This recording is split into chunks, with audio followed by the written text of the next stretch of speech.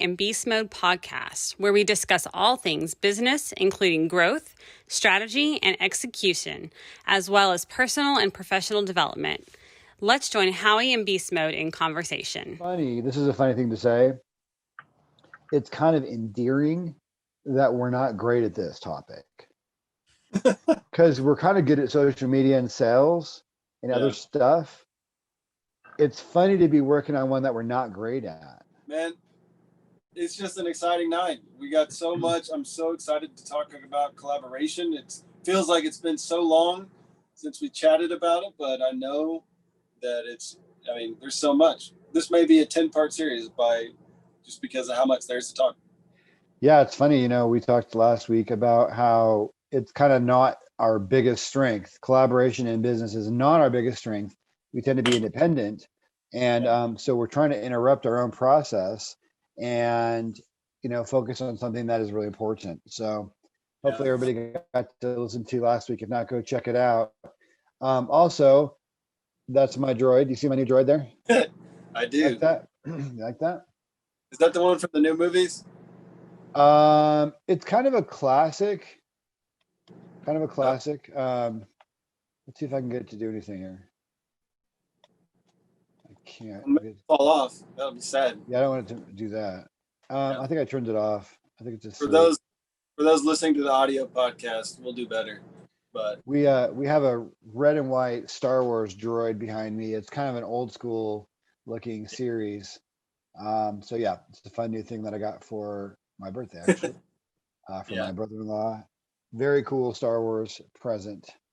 Yeah. But and if you only listen to us on the audio podcast, then just be aware we are on video on YouTube as well. But I get it. I mean, podcasts are so handy. You can listen to them when you're driving and doing anything. That's how I listen to them mostly as well. So good stuff. So you want to cover a little bit of the what, and then we'll dig into a little bit of the when. I think the when's going to help us clarify the what. Okay. That's the way it's coming across in my mind right now. Okay. Well, we can just share. I think the when will really help people kind of bring it home as far as some ideas for how to collaborate. We talked a little bit last week about some of the reasons for collaboration in terms of, we're stronger together. We have a kind of like a firewall to protect us against bad decision making. If we have collaboration, we have more input, all those things. So I think that was good. And then we're going to get really, really practical this week on some when and some what opportunities for collaboration. So do you have any when to start off with? Man, my first when thought is I just want to give everybody the freedom who's listening and getting a little antsy, just like Howie is when it comes to collaboration. There is perfect times when it's okay to not collaborate.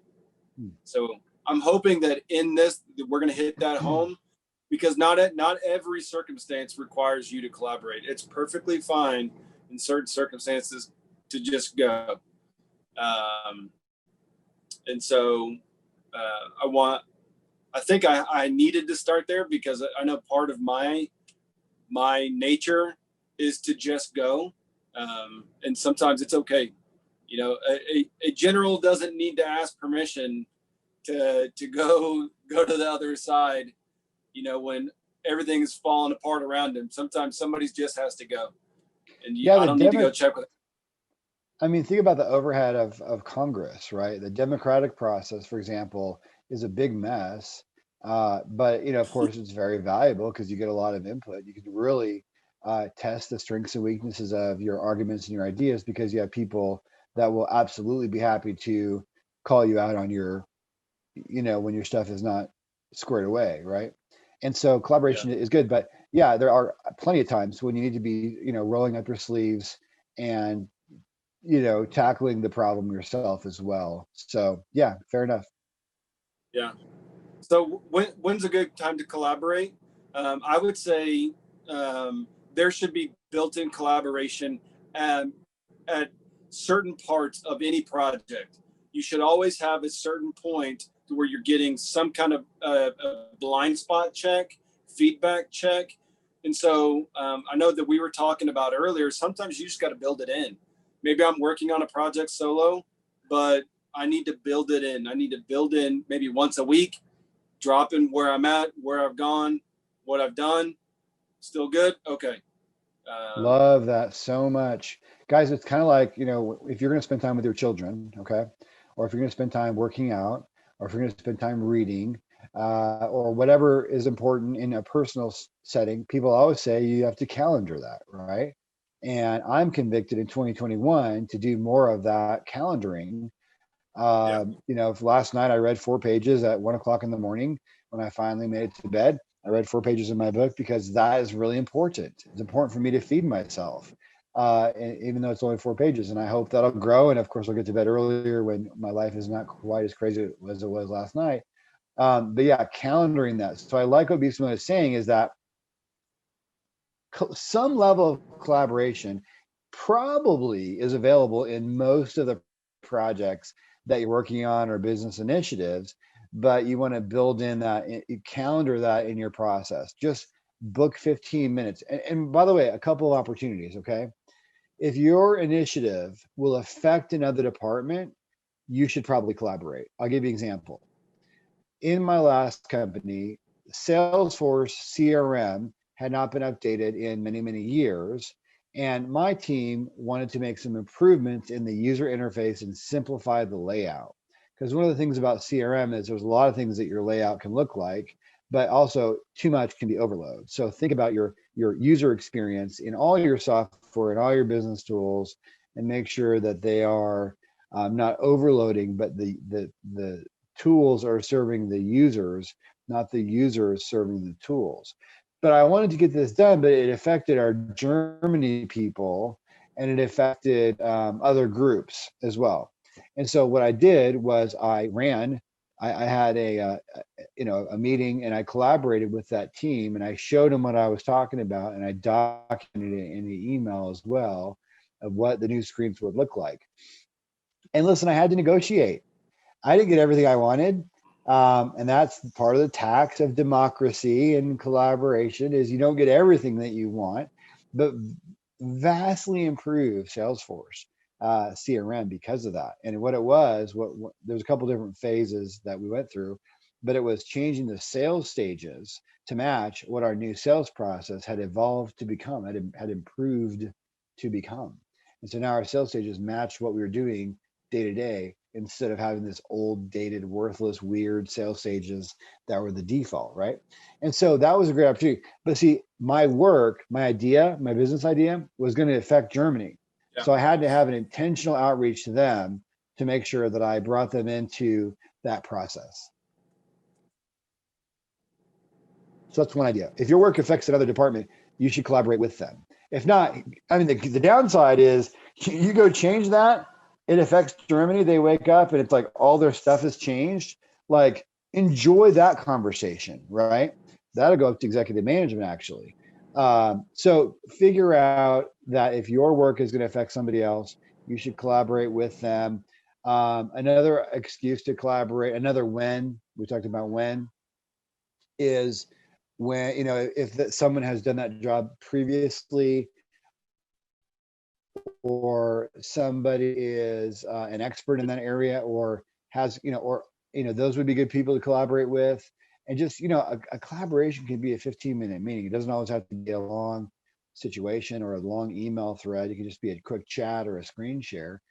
Also, the people that, so the employees that have to go do the business, they ought to have an input, by the way. How many times have any one of us seen that a company made these high level changes at the corporate office? They pushed it down to employees on a local level. Employees had to eat whatever food that the executive corporate team dreamed up, and it's a real burden to them. Do you understand? I had a statement when I worked at a cybersecurity company that was this: 10% of my job is unwinding the bad decisions from executive management. Think about that. That was a management statement that I made as a team leader.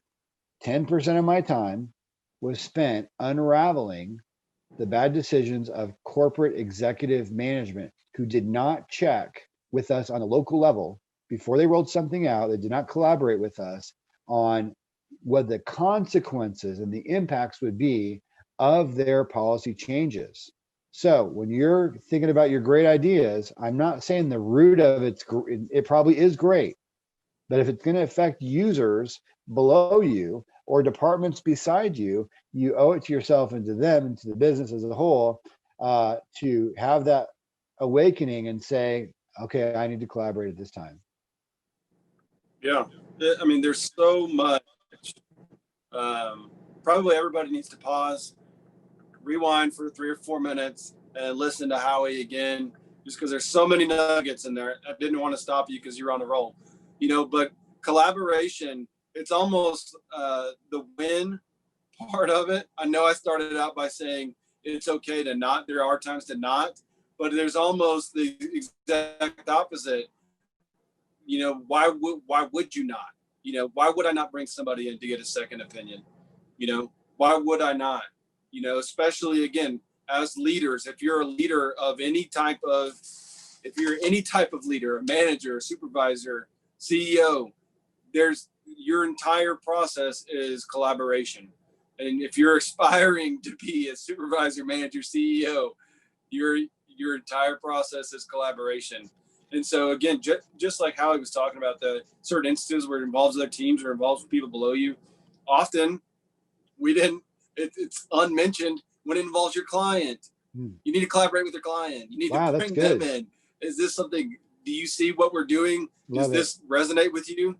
Does a lot of times we want to surprise and just like drop a bomb and wow them out their socks, but it's, am I in the right, are we in the right zone? So smart.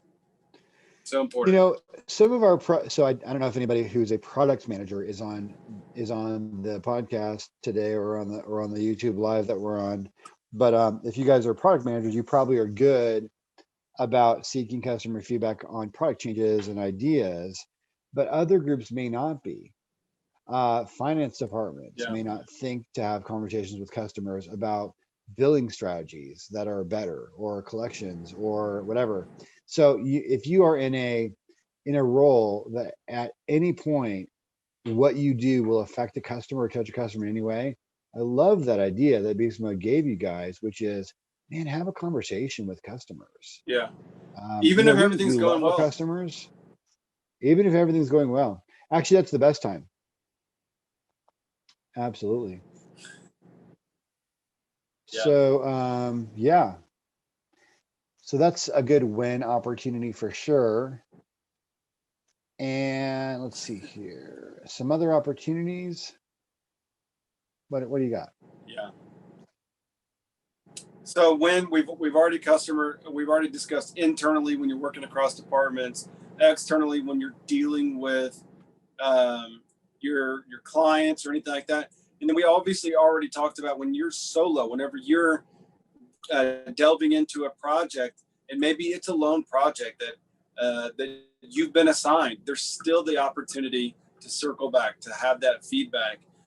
And so, I mean, I think we've really covered the win. I've got one more though. Yeah, go. It's feeding off what you said earlier about kind of calendaring and all that, and building. So you may not know what is going on in the other department that may affect you or that you may affect. And so I think weekly is a little heavy-handed, but having a regular scheduled cadence with other departments and with your team, and just listening and just seeing what are they working on, and then sharing your plans and just say, hey, I know what I'm doing may have an impact on you. So I want to make sure I share what I'm thinking of, because it may not have occurred to me that I should collaborate. You might have an opinion. Now, listen, there's a tax to that. I mean, I talked to you about my history of why I became a lone wolf, because people will try to block stuff or whatever. They'll have an opinion that is not very grounded, and yet they could block you. So, I mean, I get it. But I think you should try it. And I think everything's about trade-offs, right? And I think it would be better to share most of your in some way like that. And so I think calendaring a regular meeting, maybe it's 15-minute meeting every 2 weeks. I mean, that could be enough. Yeah. Have you ever had, I'm trying to rack my brain as I'm asking the question. Have you ever had the opportunity to not collaborate where you chose, hey, I'm not going to collaborate on this because maybe they're going to block me. Maybe I just don't really want their feedback. I just want to go. And because I didn't collaborate, either it created more work for me on the back end because voila, I have a terrific thing. Oh, but it doesn't work across these platforms because you didn't ask us. Or great, now there's a huge problem. Yes, it looks, but we weren't there yet. Have you ever had something like that happen? I can't name one right away, but yes, it has. I can't name a specific story, but yes, I have had that burn me that I didn't share or I didn't ask or whatever. So yeah, it can burn you, and it has burned me before for sure. It didn't burn me enough to not create that persona of a lone wolf. I got away with it enough. Yeah. But there were times, yeah. I know for me in sales, back 5-10 years or so, where it's not, it comes across in collaboration in my mind where maybe I didn't double check something. And so I'm trying to land a deal because that's what I value, and I'm working something out, but I didn't go double check. Can we actually do this? If I upsell here, does it actually work? How's that going to work on the back end when service or ops is trying to deliver what I just sold? And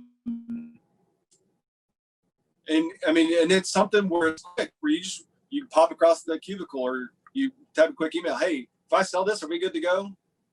But oftentimes we're just so hyper focused on the end result that quick collaboration is the value in it. It's very powerful. It's not like you have to take every feedback you get. I mean, that would be insanity. I mean, you're closest to the situation. If you want to go work on a business project, you need to kind of have a final say. So it's not like we're saying when you collaborate, you have to give all your decisions to someone else, right? Democracy is not very efficient, but it's a good source of input for sure. And if it's about to go affect another department or somebody below you, there's a certain amount of protection that's built into that if you collaborate. But yeah, a lot of times the collaboration, people will appreciate it. I think if you're not going to take their feedback, there are times you should probably tell them. Is it every time? It's like they just shared for 5 minutes on their concerns. Yeah. And I think that if you've taken the time, if they find out later that you did it anyway, it could burn you too. So, you may just have to be upfront and just say, appreciate the feedback. I don't think that's enough of a reason to not do it, but I will keep an eye out for that for sure. And I really appreciate you sharing, being willing to share so that we know there's that risk. You know what I mean? So I think a little bit of that honesty. I think and I think the positive side of that is there's an ability to innovate. If I'm in here and I'm on the sales front line with a customer, wanting to meet their needs, wanting to stretch, not just the deal, but stretch the capacity. And I'm going to ops and I'm saying, hey, client needs this. Can we do this? It's giving that ability to create and to be innovative and to push the limits. But it wouldn't happen if I didn't collaborate. If I dulled it down or dummied the deal down to where it was safe and comfortable, maybe I do still get the deal. But, I missed the opportunity because maybe I find out a new product, new service, something that we hadn't done, that we do have capabilities. Now you market that across everybody. I mean, if you're the one who leads that collaboration, who asks that question, who pushes on that door, obviously you're going to get that sale and that deal, but there's a lot more coming. So there's a positive risk. Yeah, I like that. So when people bring you a problem, via your collaboration that you've initiated, it does allow for innovation because you may want to still do the thing, but now you may tweak it because of the feedback. So it's not that you're going to stop doing it or not go through with the business initiative, but you're going to incorporate the risk and you're going to make sure that you build a process around that risk, or you'll be very wide open, eyes wide open to that risk. So think about it. What if that person from marketing who you were afraid was going to kibosh your idea, what if they have a really good point? I'll give you, you want an example? I do, yeah. So in my last company, let's hear it. we were doing a bunch of emails in my last company, and we got added to a spam list. And my marketing person found out about it because we started having an unnatural amount of emails bounce and not be delivered because we got added to a spam list because we were a little too aggressive on inviting people to webinars or something, whatever it was. And so through that process, it was painful and it was embarrassing, but we found out how to get off the spam list. We found out where you can go to check and see if you're on a spam list. And we also worked on different behaviors to make sure that we didn't, have that happen again. And so it was painful, but that collaboration, made it kind of it put a little bit of a governor on our activity as salespeople. We had to chill a little bit on our email volume around webinar invitations or whatever it was we were doing. But also it meant that our risk went down because we didn't want to, no one wants to be on the spam list and have all your emails blocked from Google. I mean, my word, what a devastating thing that is to your business. And so that was a really tiny bit embarrassing and definitely a little bit worrisome day for me. We got past it and we just made some guidelines that would help us avoid that in the future. And then all was well. So I would say the collaboration was really positive, even though it was a little bit painful at first.